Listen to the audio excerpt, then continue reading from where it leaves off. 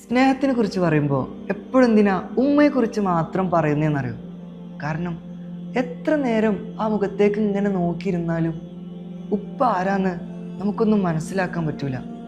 ഉപ്പ ചിരിക്കുമ്പോൾ ഉള്ളു കരയുന്നുണ്ടാകും, ഉപ്പ കരയുമ്പോൾ ഒരു പക്ഷേ ആ ഉള്ളു ചിരിക്കുന്നുണ്ടാകും. ഉപ്പ കണ്ണീര് തുടക്കുന്നത് ആൾക്കൂട്ടത്തിനിടയിൽ തട്ടുമെടുത്തോണ്ടൊന്നല്ല, ആരും കാണാതെ രാത്രിയിൽ ഉമ്മ പോലും കാണരുതെന്ന് കരുതി മുഖം തിരിച്ച് കടന്നുകൊണ്ടാണ്. എൻ്റെ ഉപ്പയെക്കുറിച്ച് എനിക്കുണ്ടായ ഏറ്റവും മനോഹരമായിട്ടുള്ള ഒരു അനുഭവം പറയാം. ഞാൻ പനി ബാധിച്ച് നല്ല ക്ഷീണത്തിൽ മെഡിക്കൽ കോളേജിൽ അഡ്മിറ്റായൊരു ദിവസം എന്നോട് രാവിലെ ഉമ്മ വന്ന് ചോദിച്ചു, മോനെ രാത്രി നന്നായി ഉറങ്ങിയില്ലേ? ഞാൻ പറഞ്ഞു, ഉമ്മ നല്ല ക്ഷീണം ഉണ്ടായിരുന്നു, എനിക്ക് നല്ല ഉറക്കം കിട്ടിയെന്ന് പറഞ്ഞു. അപ്പോൾ എന്നോട് ഉമ്മ പറഞ്ഞു, ഇന്നലെ രാത്രി നിൻ്റെ ചുറ്റുമുള്ള കൊതുകിനെയും പാറ്റിനെയും ആട്ടിയിട്ട് ഉപ്പ ഉറങ്ങിയിട്ടില്ല.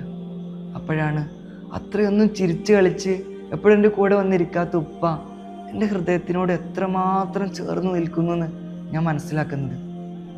നമ്മൾ മക്കൾ പലപ്പോഴും വലുതായാൽ ആ ഉപ്പയെ അവസാനമായിട്ട് ഉമ്മ വെക്കുന്നത് മരിച്ച് മയ്യത്ത് പൊതിഞ്ഞ് കബറടക്കാൻ നിൽക്കുകയാണെന്ന് ഉറപ്പാകുന്ന നിമിഷം പൊട്ടിക്കരഞ്ഞുകൊണ്ട് ഉമ്മ വെക്കുന്ന ഒരുപാട് മക്കളെ കണ്ടിട്ടുണ്ട്. പക്ഷേ ചുടു രക്തം ആ ശരീരത്തിലൂടെ ഓടിക്കൊണ്ടിരുന്ന സമയത്ത് ചേർത്ത് പിടിച്ചൊരു ഉമ്മ കൊടുക്കാൻ നമുക്കൊണ്ട് കഴിഞ്ഞില്ലെങ്കിൽ എന്തിനാടോ മരിച്ച് തണുത്തുറഞ്ഞ ശരീരത്തിന് നമ്മുടെ ചുണ്ടുകൾ? നമുക്കൊക്കെ ജീവിതത്തിൽ ഉണ്ടായിരുന്ന ധൈര്യത്തിൻ്റെയും കരുത്തിൻ്റെയും പേരാണ് ഉപ്പ എന്നുള്ളത്.